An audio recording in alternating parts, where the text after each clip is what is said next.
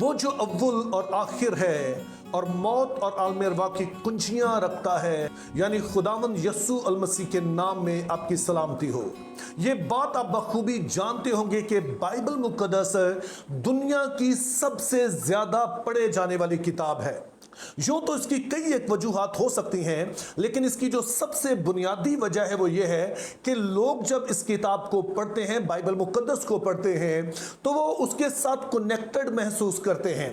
اس کی وجہ یہ ہے کہ بائبل مقدس خدا نے فلسفے کی طرح نہیں لکھوائی ہے، بلکہ جب خدا نے اس کتاب کو لکھوایا تو اس میں خدا نے عام انسانی تجربات جو ہیں ان کو بیان کیا، اور آج جب ان سارے تجربات میں سے ہم گزرتے ہیں اور پھر ہم کتاب مقدس کو پڑھتے ہیں تو پھر ہمیں لگتا ہے کہ یہ ہماری ہی سٹوری ہے، اور اس میں پھر ہمیں تسلی بھی ملتی ہے اور رہنمائی بھی ملتی ہے۔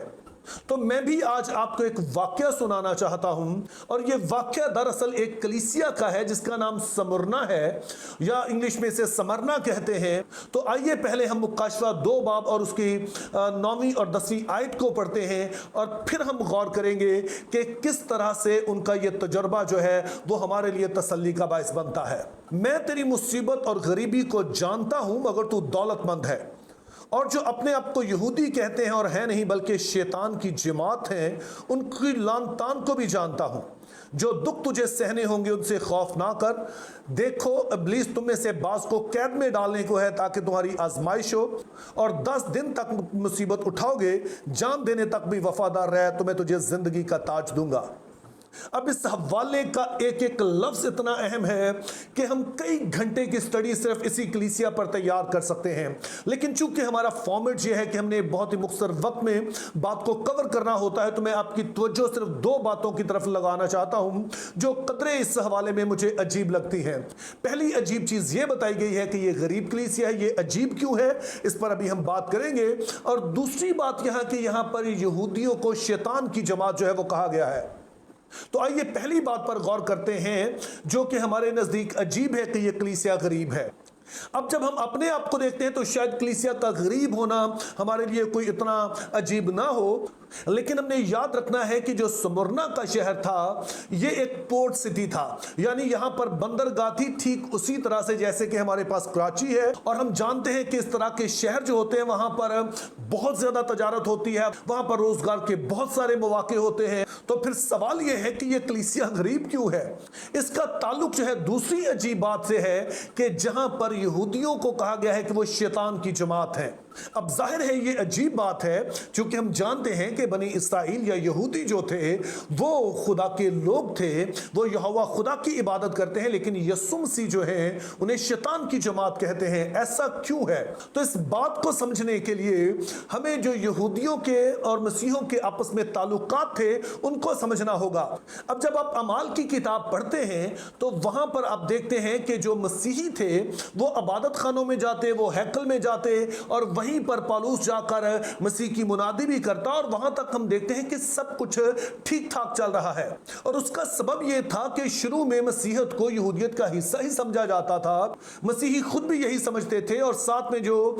یہودی قوم تھی وہ بھی انہیں اپنا ایک فرقہ ہی سمجھتے تھے۔ اب اس بات کا مسیحوں کو بہت ہی زیادہ فائدہ تھا، اور اس کا سبب یہ تھا کہ اس وقت دنیا کے بڑے حصے پر سلطنت روما کی حکومت تھی، اور سلطنت روما کی پالیسی یہ تھی کہ وہ کہتے تھے کہ تمام مذہب جو ہیں، کوئی بھی دیوی دیوتا ہیں، ان سب کی عبادت کرنا جو ہے وہ جائز ہے، حتیٰ کہ وہ اپنا جو رومی شہنشاہ مر جاتا اسے بھی دیوتا کا درجہ دے دیتے، اور پھر اپنے تمام لوگوں سے وہ توقع کرتے تھے اس رومی شہنشاہ کو جس کو دیوتا کا درجہ دے دیا گیا اس کو اپنا خداوند اور خدا مانے، وہ اپنے دیوتا کی بھی عبادت کریں، لیکن ساتھ میں وہ دیگر دیوتا ہیں اور خاص طور پر جو رومی دیوتا ہے ان کی عبادت کرے، جس سے پتہ یہ چلے گا کہ وہ سلطنت روما کے ساتھ وفادار ہیں۔ لیکن یہ اصول جو تھا وہ یہودیوں کے لیے نہیں تھا۔ یہودیوں کو یہ چھوٹ دی گئی تھی کہ وہ صرف اپنے خدا کی عبادت کر سکتے ہیں، جس کی وجہ سے مسیحوں کو بھی یہ چھوٹ تھی کہ وہ بھی اسی طرح سے صرف یہوہ خدا کی جو ہے وہ عبادت کر سکے۔ لیکن پھر 66 عیسوی میں یہودیوں اور مسیحوں کے درمیان حالات خراب ہونا شروع ہو گئے۔ اس کا یہ سبب یہ تھا کہ یروشلم کے جو یہودی تھے اور یہودا کے علاقے کے جو یہودی تھے انہوں نے سلطنت روما کے خلاف بغاوت کر دی، اور ان کو یہ توقع تھی کہ مسیحی ان کے شانہ بشانہ ہو کر سلطنت روما کے خلاف لڑائی کریں گے، لیکن جو مسیحی تھے انہیں یسوع مسیح کی وہ پیشگوئی یاد تھی جب یسوع مسیح نے کہا تھا کہ تم یہ جو ہیکل دیکھتے ہو اور تم یہ جو بڑی بڑی عمارتیں یروشلم میں دیکھتے ہو، یہاں پر پتھر باقی نہ رہے گا۔ اور پھر یسوع مسیح نے یہ بھی کہا تھا کہ جب تم حالات کو اس طرح سے ہوتا دیکھو، جب فوجیں جو ہیں وہ یروشلم کو گھیر لیں تو تم نے اس شہر کو چھوڑ کر چلے جانا ہے۔ تو پھر ہوا یہ کہ جب یہودیوں نے بغاوت کر لی اور رومی فوجوں نے آ کر یروشلم کو گھیر لیا تو مسیحی یہ شہر چھوڑ کر چلے گئے۔ اب جو یہودی تھے انہوں نے اس بات کا بہت ہی برا منایا اور اس کے بعد جنگ ہوئی، یروشلم کو تباہ کر دیا گیا، ہیکل برباد ہوگی، اور تب سے بائی دا وے یہ ہیکل جو ہے وہ ابھی تک بنی نہیں ہے۔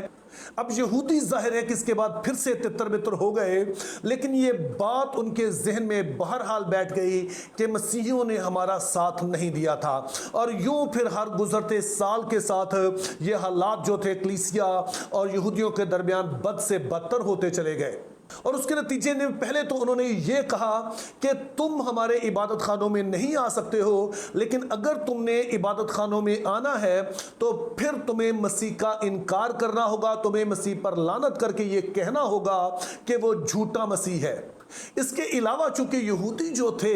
وہ اب ایک عرصے سے ان علاقوں میں رہ رہے تھے اور ان کے اپنے کاروبار سیٹ تھے، تو عام طور پر جو مسیحی تھے، شروع کے بہت سارے مسیحی جو تھے وہ یہودیوں سے ہی آئے تھے، اور بعد میں جو باقی قوموں سے بھی آئے ان کا تعلق بھی یہودیوں سے ہی رہا، تو جو ان کی نوکریاں تھیں وہ بھی یہودیوں کے ہاں ہی تھیں۔ تو اب جب یہ حالات خراب ہوئے تو نہ صرف انہوں نے مسیحیوں کو عبادت خانوں میں آنے سے روک دیا، بلکہ ساتھ ہی انہوں نے کہا کہ ہم تمہیں کاروبار بھی دینا نہیں چاہتے ہیں، اور اگر تم ہمارے ہاں کاروبار کرنا چاہتے ہو، نوکری کرنا چاہتے ہو، تو پھر تمہیں یسوع کے بارے میں کہنا ہوگا کہ وہ جھوٹا مسیح ہے۔ لیکن یہودیوں نے صرف یہی نہیں کہا کہ ہم تمہیں نوکری نہیں دیں گے، ہم عبادت خانوں میں نہیں آنے دیں گے، بلکہ انہوں نے ساتھ میں یہ بھی کہا کہ ہم سلطنت روما کو اس بات کی بھی اطلاع کریں گے کہ تم دراصل یہودی نہیں ہو، جس کا مطلب پھر یہ ہوگا کہ تمہیں رومی سلطنت کی جو ہے وہ پرستش کرنا پڑے گی، اس کے لیے بخور جلانا پڑے گا،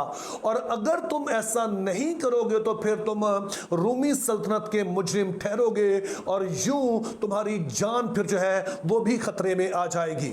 اب یہ جو بیک گراؤنڈ ہے یہ آپ کو ان دونوں سوالوں کے جواب دیتا ہے کہ یہ کلیسیا غریب کیوں تھی، اور ساتھ میں اس بات کا بھی کہ یہودیوں کو شیطان کی جماعت کیوں کہا گیا ہے۔ اور یسوع مسیح یہاں پر اس کی وجہ یہ بتاتے ہیں کہ میں، یعنی کہ خداوند یسوع جو ہے وہ اپنے بارے میں کہہ رہے ہیں کہ میں موعودہ مسیح ہوں، وہ مسیح جس کا خدا نے وعدہ کیا تھا، اور جب میں ان کے پاس آیا ہوں تو نہ صرف یہ میرا انکار کر رہے ہیں، بلکہ خدا کا منصوبہ جو میرے ساتھ جڑا ہوا ہے، جس کے ذریعے سے اب خدا نے کام کرنا ہے، جس جماعت کے ذریعے سے یعنی مسیحیوں کے ذریعے سے خدا نے اس دنیا میں اپنا کام کرنا ہے، یہ اسے ہی ستا رہے ہیں، ان کے کام میں رکاوٹ ڈال رہے ہیں۔ اور چونکہ خدا کے کام میں رکاوٹ ڈالنا جو ہے وہ ابلیس کا کام ہے، تو یوں جب یہ یہودی ان مسیحیوں کو ستاتے ہیں تو وہ دراصل خدا کے کام میں رکاوٹ ڈال رہے ہیں، وہ اس کام کو سر انجام دے رہے ہیں جو کہ شیطان کا کام ہے۔ تو اس لیے یہ خدا کی عبادت نہیں کر رہے، یہ خدا کی خدمت نہیں کر رہے، لیکن اپنے کاموں سے یہ دکھا رہے ہیں کہ یہ دراصل جو شیطان کا کام ہے اسے سر انجام دے رہے ہیں۔ اور پھر ہم اس کلیسیا کے بارے میں پڑھتے ہیں کہ یہ اپنے ایمان پر قائم رہے، اور نہ صرف یہی قائم رہے بلکہ ان کے ساتھ دیگر بہت ساری جو اور کلیسیاں تھیں مختلف شہروں میں وہ بھی قائم رہیں۔ اور جب سمرنا کی کلیسیا وفادار رہی اور اس کے ساتھ دیگر کلیسیاں جو تھیں وہ بھی وفادار رہیں، تو اس کا نتیجہ یہ ہوا کہ چوتھی صدی میں سلطنت روما کا جو شہنشاہ تھا کانسٹنٹائن، اس نے مسیح کو قبول کر لیا، اور پھر مسیحیت جو ہے وہ سلطنت روما کا جو ہے وہ سرکاری مذہب بن گیا۔ آج جب ہم دیکھتے ہیں تو وہ یہودی جو اس وقت کلیسیا کو ختم کرنے کے در پر تھے، ان کی تعداد آج صرف 15 کروڑ رہ گئی ہے، لیکن اس کے برعکس جب ہم مسیحیوں کو دیکھتے ہیں تو وہ 240 کروڑ کے قریب ہے۔ اب اس کا آپ موازنہ کیجئے کہ کہاں پر صرف 15 کروڑ ہیں اور کہاں پر